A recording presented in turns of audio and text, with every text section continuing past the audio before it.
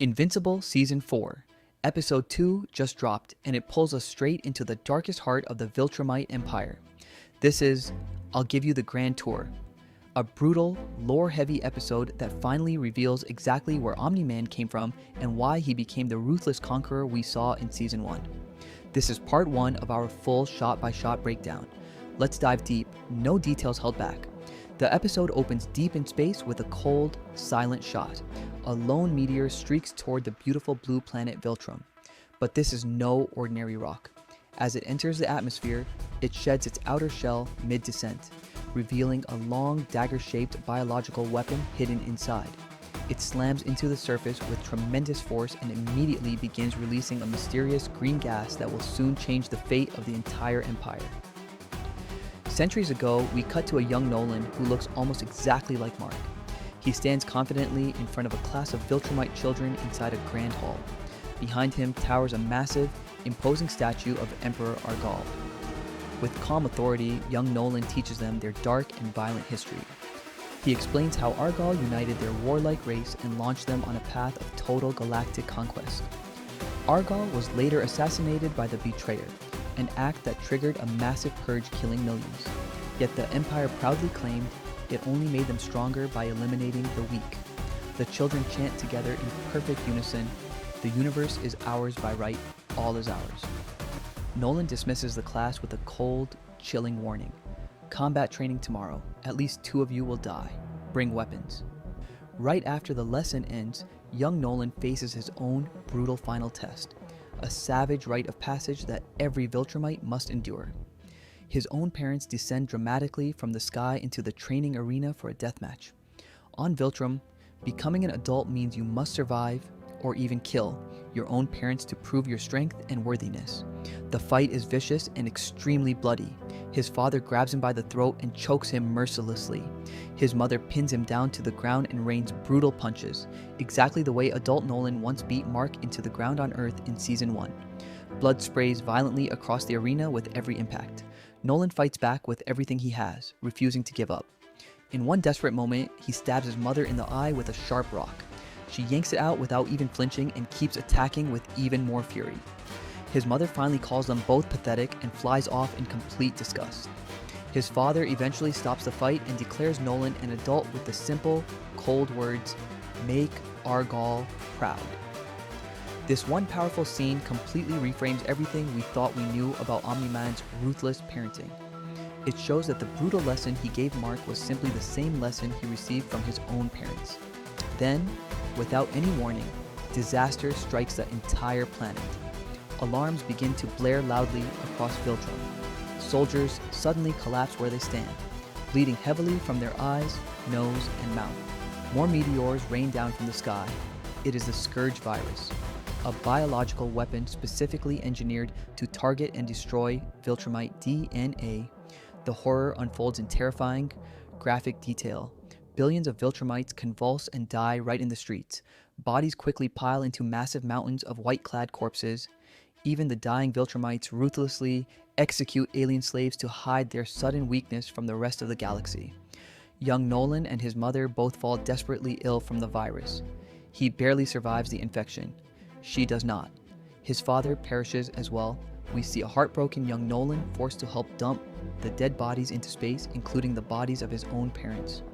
The camera then slowly pulls back to one of the most haunting and unforgettable shots in the entire series. A grim ring of countless frozen corpses orbiting Viltrum like a silent planetary graveyard. The once mighty empire is reduced to fewer than 50 survivors.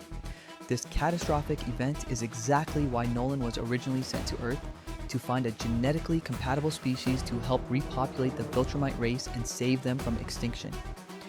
Back in the present day, an older Nolan, now working with the Coalition of Planets, teams up with his unlikely ally Alan the Alien for a dangerous and high-stakes mission across the galaxy.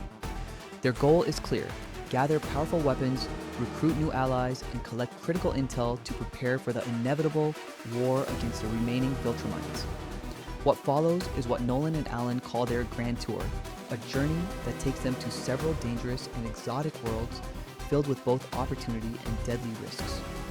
First, they travel to a rocky asteroid field where they recover the devastating Infinity Ray, a weapon of immense power. They dig out the long-buried Space Racer, a character Nolan had personally buried alive centuries ago instead of killing him outright. After a tense confrontation and some quick apologies, Space Racer agrees to join their cause and powers up the Infinity Ray. Next, the team heads to a hostile planet to collect Synlac beetles. These creatures have shells that produce a special compound capable of weakening Viltrumites, an incredibly valuable tool for the upcoming battles. Nolan even takes a moment to mourn these majestic beasts, noting how the Viltrumites had once moved their planet closer to the sun, slowly driving them toward extinction. The visuals here are grotesque, yet strangely beautiful as the crew extracts the slime-covered beetles. They also visit the Geldarian planet, where Nolan offers sincere apologies to the survivors for the destruction he once helped cause. He admits to hiring mercenaries like Kresh to attack them when they resisted Viltrumite rule. These emotional moments show Nolan's growing redemption arc and the widespread damage his past conquests left behind. The ruined landscapes serve as a powerful reminder of the cost of empire building. One of the most action-packed stops is the frozen Ragnar planet.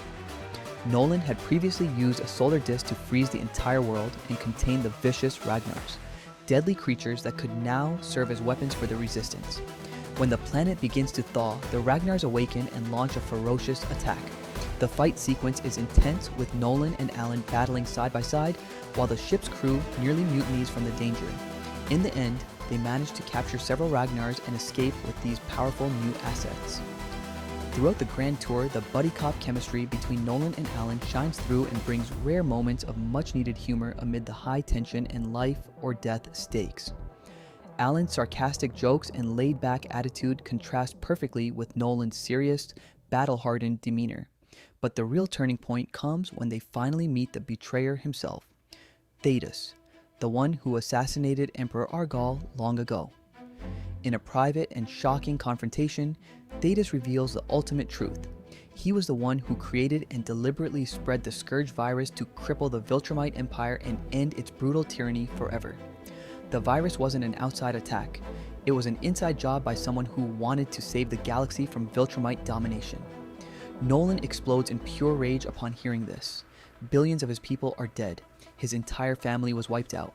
The weight of that loss hits him all at once. Loyalties are shattered as the true cost of resistance is laid bare in this emotional and intense moment. The episode closes on a tense note back on Viltrum. Conquest returns and kneels before Grand Regent Throg, forced to admit his humiliating failure against Mark and Adam Eve on Earth.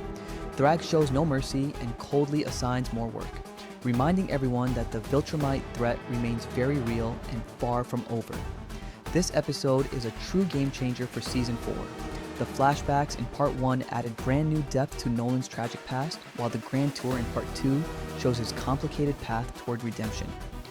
The virus outbreak and the Ring of Corpses from Part 1, combined with the shocking Thetis twist here, deliver some of the most disturbing and visually stunning sequences in the entire Invincible series so far. Together, these two parts perfectly set up the massive cosmic war that is still to come. What did you think of Episode 2 overall? Was the brutal parent fight or the horrifying Scourge virus sequence in Part 1 more shocking? Or did the explosive Thetis revelation in Part 2 hit you harder?